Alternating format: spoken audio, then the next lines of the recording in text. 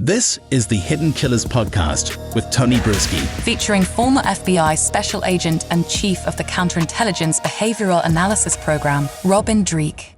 When the Night Comes Falling, a requiem for the Idaho student murders, a brand new book by New York Times bestselling artist Howard Blum, a man who's done many amazing books, a very good investigative journalist. And it really is, it's raising more questions. It's bringing back to light some of the things that we've talked about over the last year and a half in the case against Kohberger. Joining me to discuss, Dreeke, retired FBI Special Agent, Chief of the Counterintelligence Behavioral Analysis Program. I know you have started to get into the book. I have done Cliff Notes and watched a lot of his interviews about it. I can't wait to start reading this thing.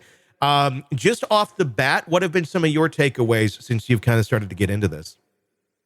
So, one, it's a good story. He's a great writer. You know, I read I read a lot of biographies. I read a lot of history. Yeah. I read a lot of nonfiction. And as a writer, it was easy to see why he's a Pulitzer Prize nominee.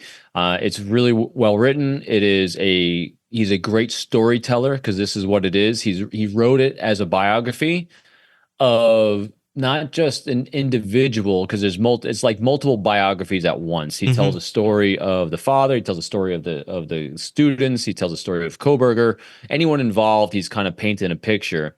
So as a behaviorist, what I'm getting from this is I haven't gotten anything new. I'm about halfway through. I haven't gotten anything new about the case that we haven't seen already, that you and I haven't talked about and analyzed and have our conjecture about.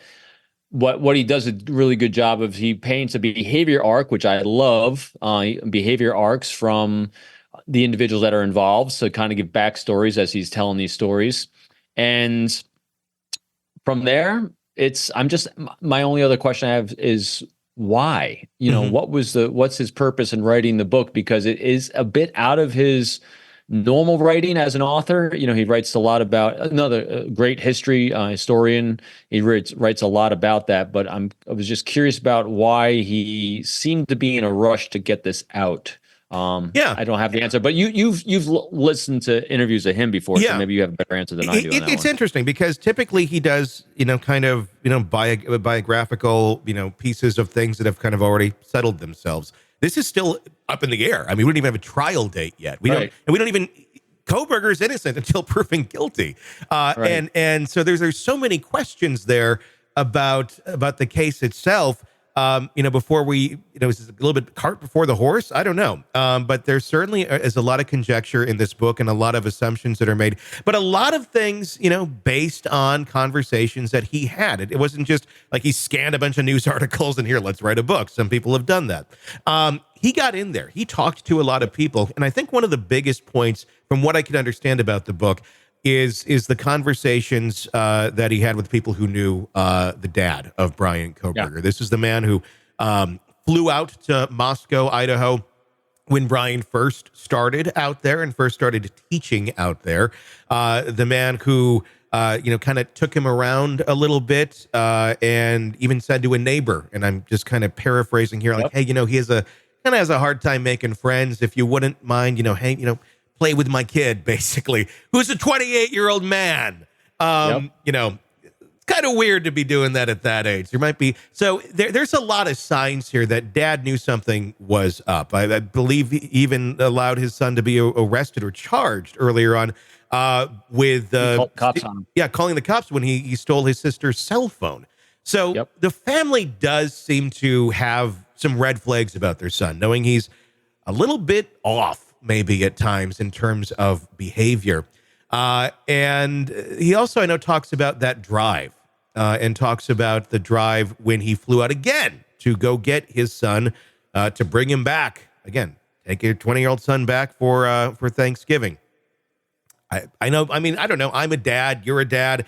If my kid said, hey, it's going to be a long drive, I'd go do it. I would certainly go do it. I didn't take that as being super odd, but you could tell there was something up with that drive, especially with them getting pulled over twice in a row. And from what it sounds like, there was some conjecture in there from folks he talked to about his son and kind of some red flags.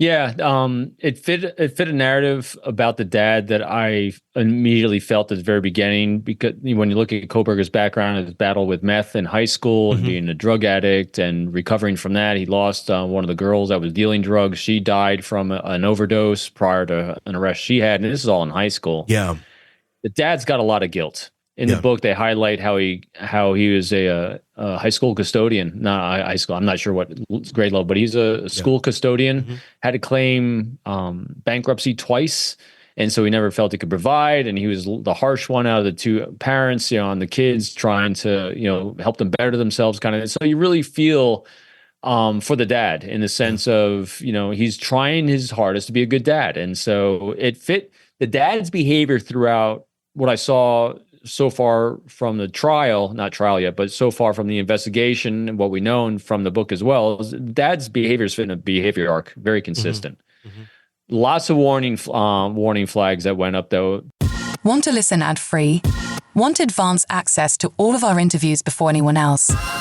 Become a True Crime Today Premium Plus subscriber on Apple Podcasts. You get every episode commercial-free, so you can binge on true crime until you can binge no more. Search True Crime Today Premium Plus on Apple Podcasts now, or go to our podcast page and sign up now. More of the Hidden Killers podcast next.